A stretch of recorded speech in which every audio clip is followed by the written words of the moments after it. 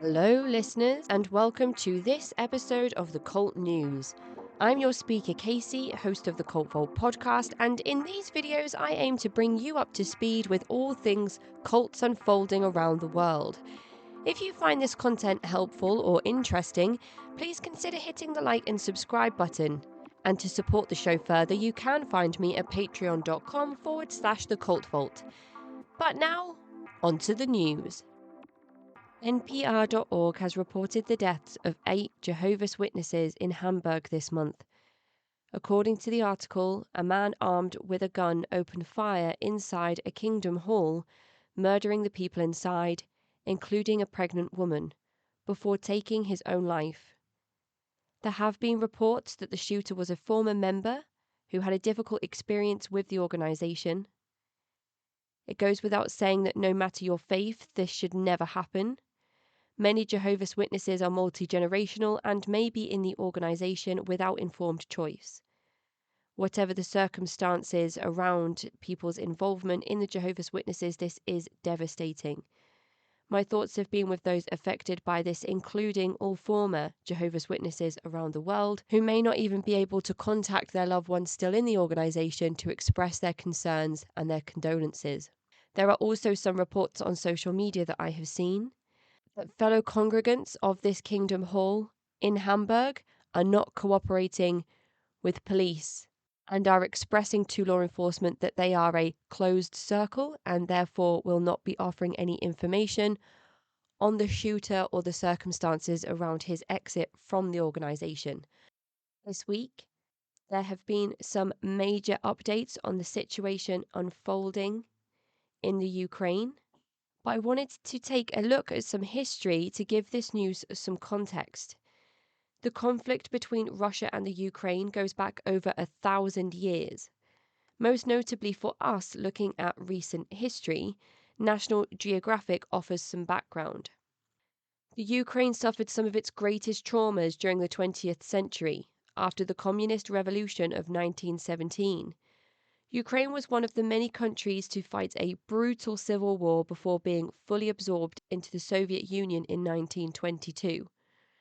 In the early 1930s, to force peasants to join the collective farms, Soviet leader Joseph Stalin orchestrated a famine that resulted in the starvation and death of millions of Ukrainians. Afterward, Stalin imported large numbers of Russians and other Soviet citizens, many with no ability to speak Ukrainian and with few ties to the region, to help repopulate the East. These legacies of history created lasting fault lines because Eastern Ukraine came under Russian rule much earlier than Western Ukraine. People in the East have stronger ties to Russia and have been more likely to support Russian-leaning leaders. West Ukraine, by contrast, spent centuries under the shifting control of European powers such as Poland and the Austro-Hungarian Empire. One reason Ukrainians in the West have tended to support more Western-leaning politicians. The Eastern population tends to be more Russian-speaking and Orthodox, much like Putin himself, while parts of the West are more Ukrainian-speaking and Catholic. With the collapse of the Soviet Union in 1991, Ukraine became an independent nation, but uniting the country proved a difficult task. For one, the sense of Ukrainian nationalism is not as deep in the East as it is in the West, says former ambassador to the Ukraine, Stephen Pfeiffer.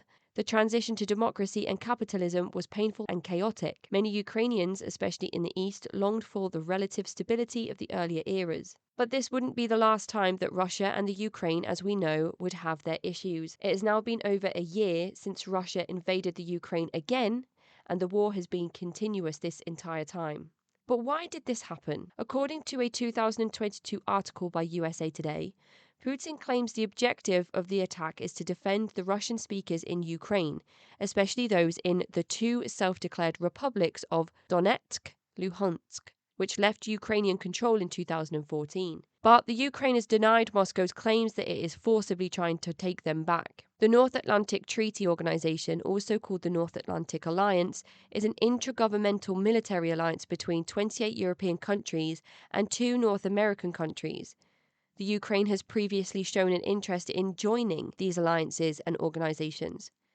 Putin said he views the prospect of Ukraine joining the Western military alliance as an hostile act. In December, Putin gave the US and NATO a list of security demands. One of them was a guarantee that Ukraine will never enter NATO, and that the alliance rolls back its military footprint in Eastern and Central Europe. These proposals were quickly rejected by the US and its allies. In addition, Putin rejected Ukraine's right to exist outside of Russia, stating the country's shared history and culture. In a speech, Putin recognized the independence and sovereignty of two eastern Ukraine provinces. According to the Human Rights Office, a census released on the 21st of February 2023, 12 months since the start of the Russia and Ukraine war, at least 8,000 Ukrainian non-combatants have been killed, with over 13,000 injured. Thousands and thousands of people have been left homeless, grief-stricken, separated from family, and refuged to neighboring countries. So why is this being included in the cult news? Well, Vladimir Putin has been compared to known cult leaders. He has also been labelled an authoritarian dictator and has been accused of being a cult of personality. But yesterday, just as things looked as though they wouldn't let up for the Ukraine anytime soon, there was a major development. The International Criminal Court, also known as the ICC, has officially issued an arrest warrant for Vladimir Putin, President of Russia, for crimes against humanity, including the illegal deportation of children across borders.